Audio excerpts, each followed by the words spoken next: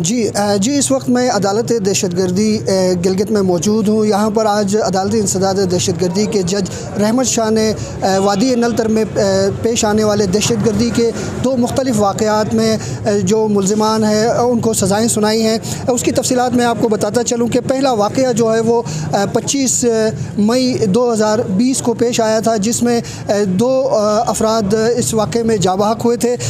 इसमें जुर्म साबित होने पर अदालत ने दो मुजरिमों को जो है सज़ाए मौत सुनाई और 5-5 लाख रुपए जुर्माने की भी सज़ा दी है, और उसके अलावा इन दोनों मुजरिमों को 12 साल कैद की सज़ा भी भुगतना होगी।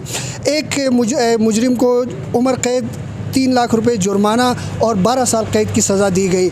इसी तरह इस वाक़े में 4 जो मुजरिमान हैं उनको भी 12 साल कैद की सज़ा दी गई है, जबकि 3 मुल्ज़िमान को अदम सबूत की बुनियाद पर बरी कर दिया गया।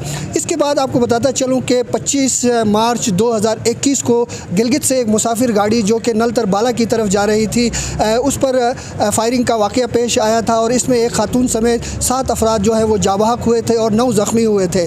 आज अदालत ने जुर्म साबित होने पर 6 मुल्ज़िमान को सज़ाए मौत सुनाई है, और उसमें 29 साल कैद भी इन मुल्ज़िमान को जो है वो भुगतना होगी, और 5-5 लाख रुपए जुर्माने की भी सज़ा दी गई है।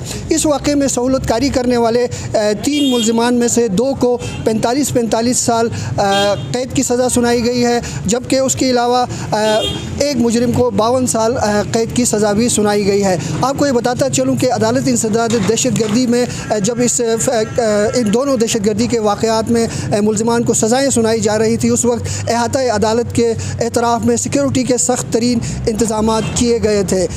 कैमरामैन मुनव्वर हुसैन नगरी के साथ अब्दुल रहमान बुखारी।